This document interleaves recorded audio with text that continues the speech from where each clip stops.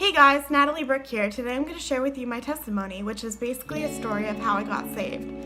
If you're interested, please grab a cup of tea and whatever else you'd like to feel comfy. It's a long one, so just a little disclaimer. So let's get started. I was born into a born-again Christian home, which basically means that both my parents were born again. I started going to church at a very early age, and actually a fun fact is the church that I go to now is actually the same church that I was born into. So my childhood was pretty normal. I'm very thankful to say that I had a very happy childhood. All that changed though when my parents started arguing more. I asked them if they were going to divorce when I think I was 11. And I forget, a lot of this, what I'm going to tell you is going to be a blur. I don't really remember much about my childhood, but I remember asking them that, but one thing is I don't remember them, what they said. So at age 12, they divorced. What happened was my mom cheated on my dad with an 18-year-old she met on neopets.com. She actually went to Minnesota to meet him and lied and said that she was meeting a girlfriend of hers named Kim. So all this happened when I was 11 or 12, and I actually confronted my mom after seeing her on her profile on Neopets, after seeing her say something about a boyfriend. So that was really confusing to me because my parents were married and, they were my mom and dad, and now there was a boyfriend in the picture. So I asked her about it and she told me not to tell my dad. I didn't know what to do. What do you do in that situation? So obviously my dad had found out. I don't remember having told him or anything. I can't remember what I did at that situation. So they ended up divorcing, and it was pretty ugly. I remember my mom leaving in a taxi cab, basically abandoned me at that point, and we did try working on our relationship as the years went by, but it ended up getting to a point where it was awkward and not natural, and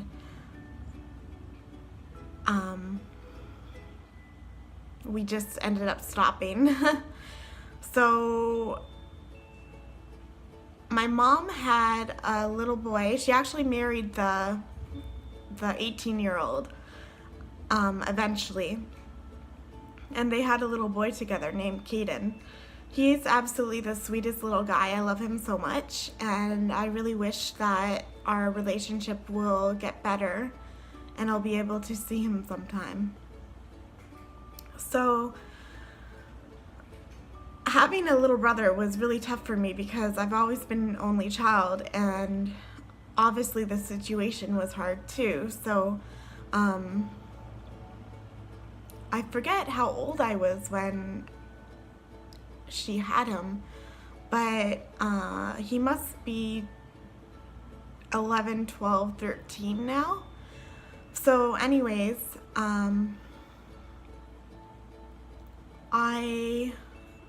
after the divorce, I had to kind of grow up as a child without a mother, right? So this was the time period between them divorcing. I was nearing the end of grade 8. So when that happened, I was just about to graduate grade 8 and then go into high school, and it was just such a new environment for me. So I needed a mom, but all I had was my dad, which was perfectly fine. He's a great dad and I love him, but a girl needs her mom, right?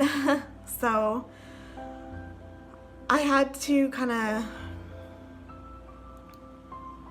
figure out what to do on my own with my dad's help. And I also had the help of some amazing women in my life that I now refer to as second moms. So I'm very thankful for them. Moving on, so in grade 10, I met my best friend Lindsay, which I'm very thankful for. I wouldn't be the woman I am today without her. Lola, hi! So in grade 11, I think, I had my friend Natasha. She committed suicide, and that was really tough for me because I never had a friend that died that was my age, and that really hit me really hard. So I remember not being able to do my schoolwork, and I just barely made it by, right? Thankfully, I had the support of my friends and my family and my teachers, and I was able to graduate and get by normally. So I ended up graduating high school and went to prom and all that fun stuff, and that's when things started to kind of go downhill a little bit. I remember being diagnosed with depression, and I went to the doctor to get medication. So that in itself, that was a very humbling situation because I had to realize that I needed help, and I couldn't do it on my own anymore. I had to get medication and basically help from like a therapist or a doctor. And I remember crying in the car and just being in shock that I had to do this next step.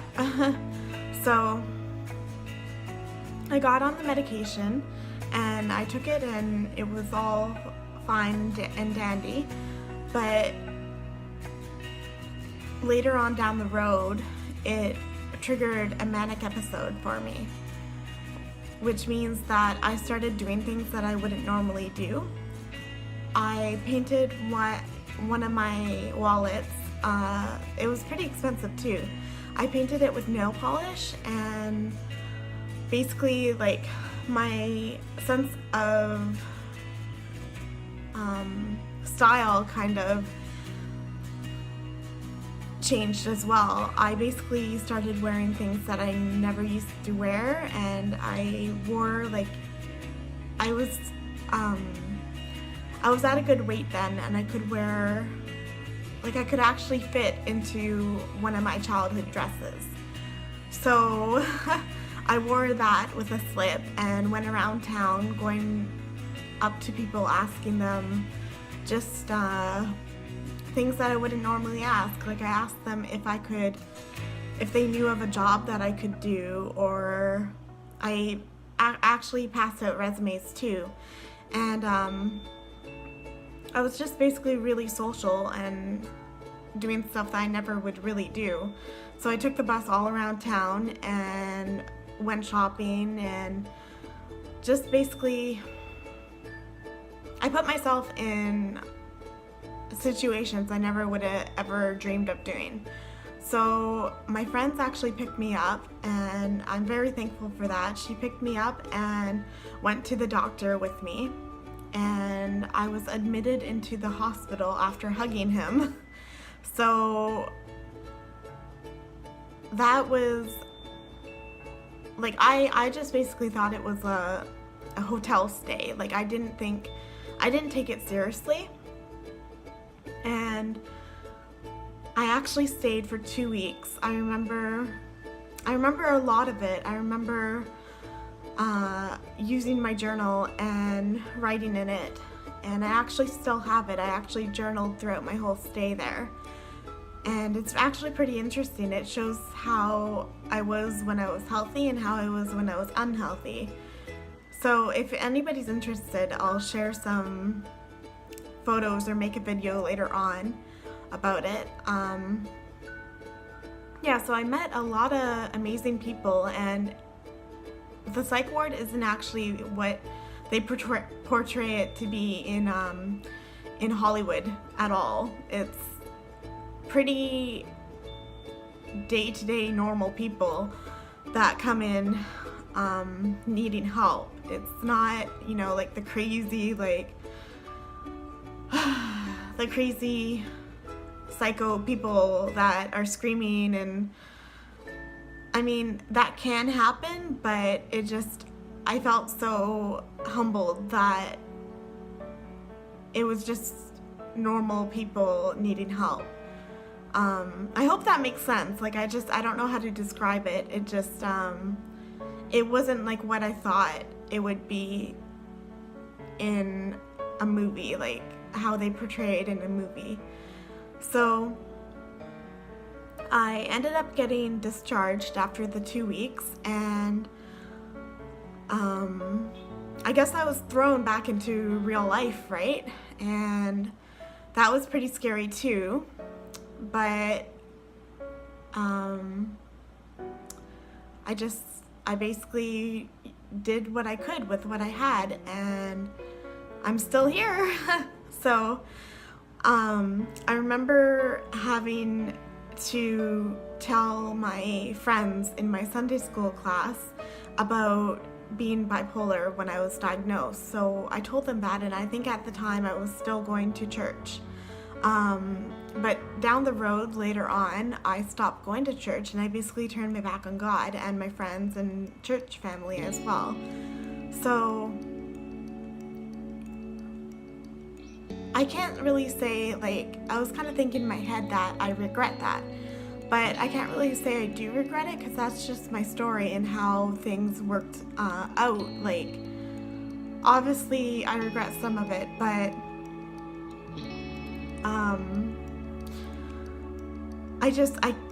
I can't go back and fix it. So what happened, and it led me to Christ later on. So I'm thankful for that.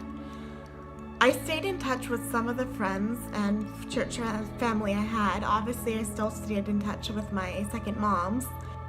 So moving on, in December 2015, I almost entered an unhealthy relationship and made pretty bad choices. I met a guy in around that time, and I met him on Plenty of Fish, and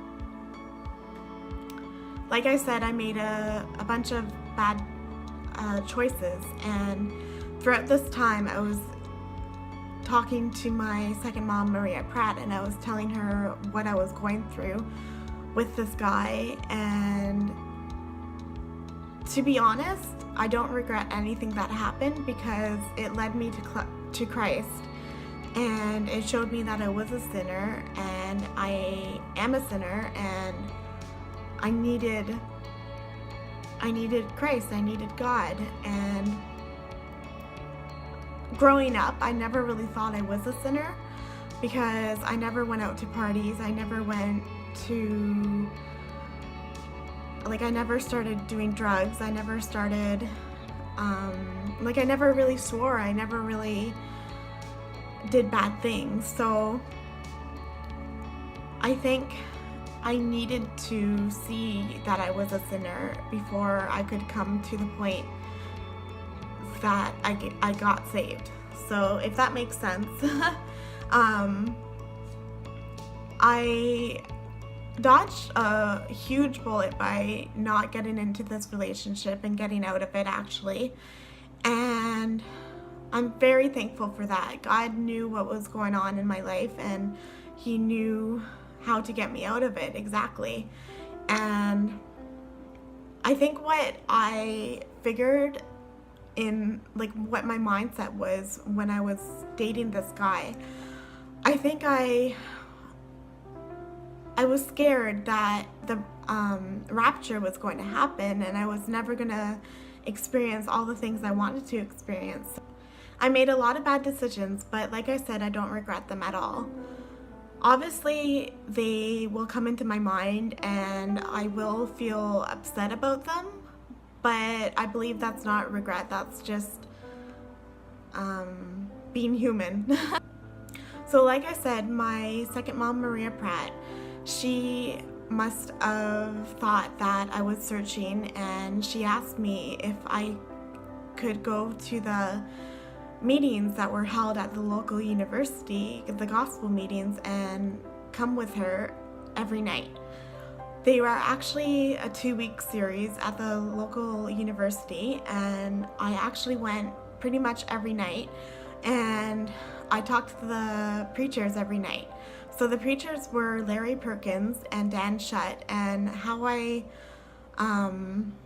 described their personalities is like a teddy bear and a tiger. You'll understand later on, but basically what happened was I was struggling with believing, praying, trusting, and basically understanding God's word. I think I thought that God would abandon me as my mom did. So with that in my head, I didn't want to get into a relationship with him. I didn't want to start something, and I think I even thought that I would change too much if I became a Christian, and that was actually one of the questions that the preachers asked me. They asked me if, like, what would I lose if I got saved? So one of the things that I remember talking to them about is being close to salvation. I remember being in the gospel meeting, and I would feel this feeling in my chest, and I thought I was gonna get it right there. But being close isn't enough. It's never enough. What's enough is that you believe that Jesus died on the cross for you and you take it personally. So never getting to that point and just always moving on from that point that I felt I was close, I just never got it. So I told them about that, and the next night they actually preached about being close to salvation and how it wasn't enough. So I basically was sitting there and I was thinking, like, wow, this is a message just for me. I felt so special, and it was amazing. So my second mom, Maria, was sitting next to me, and she was crying. And I remember noticing and thinking, like, wow, this must be really serious that she's actually crying and is upset over my soul. So I looked over, and you know, I try not to make it a deal or anything, and try to make it kind of not noticeable that I knew. So I don't know how well I did, but I remember at the end of the meeting, she nudged me and she kind of said, this was a powerful meeting. This was a powerful message. You need to get saved, and you need to get it tonight. So that was insane. Like, that was like, it just showed me that I needed to get it. And I think I needed that big push to actually talk to the preachers again, because I was frustrated. I didn't want to, I was almost getting to the point where I didn't want to talk to them anymore because I was just way too frustrated. So I asked them if I could talk to them, and I remember sitting down with them and talking to them, and I actually told them that meeting a new friend is exciting, and making friendships with people and getting to know them, that's just like, I love it. But then when it came to meeting God and trying to make a relationship with him and a friendship and trying to get to know him, it was boring. So you know what the tiger said, Dan Shutt? He actually said, would you rather boring or would you rather hell? So that was crazy. Like, that was such an eye-opener to me, because obviously I didn't want to go to hell. So the teddy bear, Larry, brought up Isaiah 53:6. I didn't have a problem with the first part. He actually He narrowed it down into 2 parts. So all we like sheep have gone astray. We have turned each and every one to its own way. That was the first part. The second part is, and of course I forget it. The second part is, but he has laid on him the iniquity of us all. So that was the part I was having trouble with, because I wasn't taking it personally. Like, Jesus dying on the cross was just a story that I understood as a story. Like, I didn't take it personally, and it's something that was taught to me. So let's see. I basically talked to them and explained what I thought about Jesus dying on the cross for me, and we just had, like, I remember having a really good talk, and they told me to read over the verse in my head, and I mean, I'm sure they were praying while I was reading, just for help, that they could help me. But I remember being really, like, I was a mess, like, emotionally, and I think even mentally. Like, I remember having a panic attack or something. Like, I wasn't able to breathe, and I told them that, and I mean, they've probably never dealt with that, so it just I think, like, it got to a point where it was like, it was known that we just needed to go home, and I needed to focus on my soul and my salvation, and that's what we ended up doing. So on the way home, my dad wanted to talk, and I couldn't. I was just such a mess. Like, I was probably crying too. So I ended up getting home, and then my friend Erica, she wanted to talk that night. It wasn't anything serious, it's just she wanted to talk. So I told her that I wasn't able to because I needed to get something settled that night. So I told her that, and she understood. She's such a great friend. So she just told me to get it settled, and we'll talk the next day. So I remember opening up my Bible and going to Isaiah 53:6 and just reading it over and over again. And how I describe it is, I was on a bridge from point A to point B in a second. I was reading the second part, and I just remember understanding it and taking it personally. And then they asked me if it was enough for me, what Jesus did for me, to tell God that it was enough. So I remember praying and just basically having a great conversation with God and telling him that it was enough, and thank you for sending his son to the cross to die for me. And I mean, I remember feeling so much peace, and I thought the peace would go away in the morning, but God actually showed me a verse telling me exactly that he would still be with me in the morning, which means that my peace would still be with me. So I'll find that verse and put it in the description below. But that's basically my story. So later on, I called my friend Annika that night, and I got saved at 10:30, so it was still pretty early, but she was probably expecting a call. So I called her and told her that I got saved, and of course we were so excited. Like, she got saved before me, and I know she really wanted me to get saved. So I told her, and then, I mean, a lot of people knew before I told them that I got saved. It spread like wildfire. So later on, I told my second mom, Maria, and she told me a story that her son, Nathan, was about to pray for me at 11:00 p.m. But all of a sudden, he felt peace, like he didn't have to pray for me anymore after all those years. Then he went to sleep. I love telling this part of the story because it shows the power of prayer, and it's just so amazing that he was praying for me, and I know a whole bunch of, like, a group of people were praying for me as well, so I'm so thankful for that. And that's basically it. So I hope you enjoyed. Please let me know if you have any comments or suggestions below, and please like and subscribe if you haven't already. Have a great day. Bye.